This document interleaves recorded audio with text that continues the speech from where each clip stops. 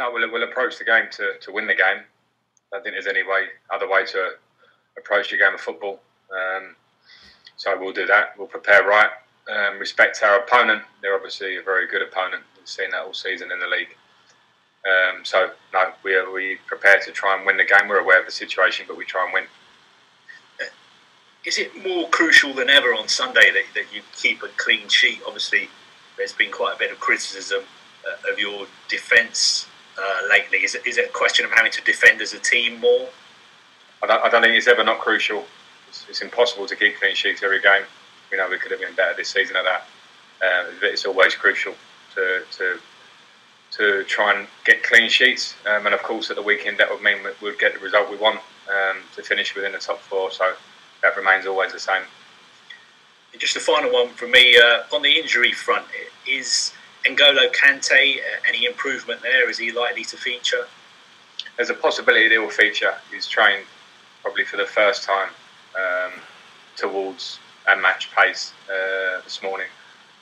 So it's a decision I'll have to make, talking with him, talking with the medical team to see if he's ready to start. Okay, next up we'll go to Alistair McGowan, BBC. Hi Frank, I was just wondering, just sort of picking up on the defence, obviously you've conceded 54 goals this season. Is that a challenge for a coaching team? You and Joby obviously very much known as creative attacking players. Is it a challenge for a creative attacking player to sort of mould a team which is more defensive? I don't believe so. I think if you want to become a top coach, you have to try and be very aware of all parts of the pitch. Some of the greatest coaches will come from different positions on the pitch. It's more how aware you are of how you want your team to be collectively and how you work with them individually. We have a coaching staff here as a group, which we work very hard all the time to try and be as defensively good as we can be, of course. There are lots of mitigating circumstances around that. We've conceded too many goals. I'm very aware of it. I feel like I know a lot of the reasons why, and we need to keep working to make sure we get that down when we look at the two domestic games we have ahead of us, and importantly when we look on to next season and onwards. And just picking off the back of the Liverpool game, a lot was made of the touchline row between you and Jurgen Klopp. I just wondered whether you regret what happened there, or do you think you acted accordingly? To be honest, I think it was I've seen the video and I was obviously there. I think in terms of the language I use, I do regret that, because I think these things get replayed a lot on social media, and I'm aware of I've got 2 young daughters that are on social media, so I regret that.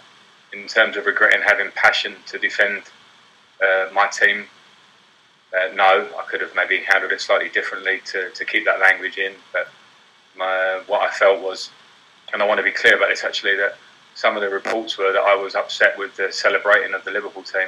Far from it. I think Liverpool should celebrate as much as they want with the season they've had. They can celebrate like they did after the game, like they can celebrate every goal they score, like they celebrated when they won the league a month ago, and like they're talking about they'll celebrate one more time with their fans. I would have had a beer with Jurgen Klopp after the game and toasted what performance they've done this year. But there were things on the line that I didn't like from their bench, not Jurgen Klopp, people behind the bench, which I felt crossed the line. And that's what got me agitated. But it's done. It's done. Emotions run high.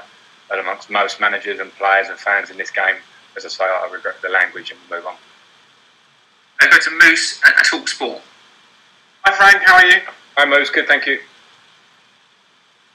You told me last week the goal before the season started was to get Champions League football. So do I infer from that this is the biggest game for you as a manager since last year's bout? Yeah, I suppose you do. And Liverpool was also the biggest game because we had a point to get there on that one. And after this one, Arsenal will be, Bayern Munich will be, and there will be others. But yes, I can't walk away or hide from the fact that the goal was to get in the top 4. The goal was also to improve this squad and try and develop and be as good as we can be. And now we have the opportunity to top 4, so it's a huge game, no doubt. You're hoping he continues that on Sunday.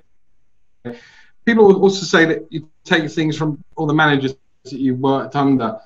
What would you take from Jose Mourinho, from his management of you going into this game? Because I can imagine if it was a Jose Mourinho Chelsea team with you in it all those years ago, needing 1 point, I can kind of envisage the way he would play it. But I think that's different to the way you like to play your football.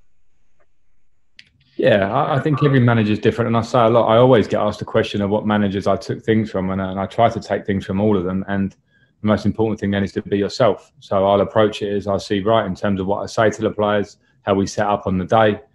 Every situation is different. In the Jose Mourinho era here, we were generally fighting 1 point to win titles, not to come in the top four. And so circumstances are different. I know how strongly I feel about this weekend and how up for it I am. I'll try and convey that to the players. And then the rest is down to them on the pitch. But I have a real sense of that the players understand the position we're in. I've seen that in their last two performances against Manchester United and Liverpool. And I expect more of the same on Sunday. Vicky Sparks, PLP. Hi, Frank. Good to see you. Hi.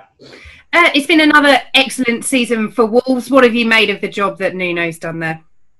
Yeah, he's done an incredible job. The way that they moved out of the Championship. We played them pre-season when I was at Derby last year, and my first viewing of them and the system they play and how well drilled and coached they are and what talent they have in the squad and how talented their manager is. So they've gone on to bigger and better things. They've built up with an idea over a few years. They've added players at the right time. The manager comes across with a really great sense of humility and work ethic and talent. So it's an all-round great story for them, and that's why it'll be such a hard game. And just last one for me, it's even more impressive for Wolves given that they've had to balance the Europa League as well. I mean, their first match of this season was over a year ago now, which is remarkable.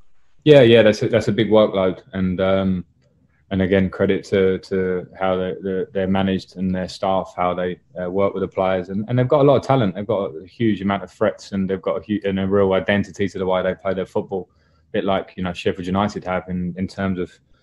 It's fairly unique, and they have a great way of playing that makes it very difficult. So yeah, it's just a great story. Whatever happens here with the game at the weekend, full respect for the year they've had.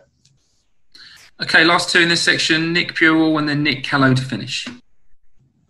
Hi Frank, thanks for your time. Jamie Carragher on Sky the other night said Chelsea will go nowhere without changing the goalkeeper in reference to Kepa. But is that a bit of an oversimplification, and can Kepa still be the goalkeeper you build Chelsea's future around? I don't want to comment on other people's comments about the players, because that's their opinions and they're very well positioned to have their opinions. I have to work behind the scenes with every position in the team. So my only thought now is how well can we approach these two games in front of us domestically, and then the one game against Bayern Munich. I don't want to get anywhere ahead of that. That goes for every player in the team, not just Kepa or any individual position. Okay, Nick Callow, last question. Appreciate, Frank, you don't want to look too far ahead, but is there any advantage to Arsenal that this weekend they can rest and rotate with not much on the line in the last game, and you've got so much on the line in your game on Sunday? I don't think so. I think there's near on a week until the cup final after that. I would expect that Aston Villa are hoping that and Bournemouth will be hoping that Arsenal put out, a full strength team or as good as they can be against Watford, and I feel that they will do that. So I don't see any edge in that by the time next Saturday comes around.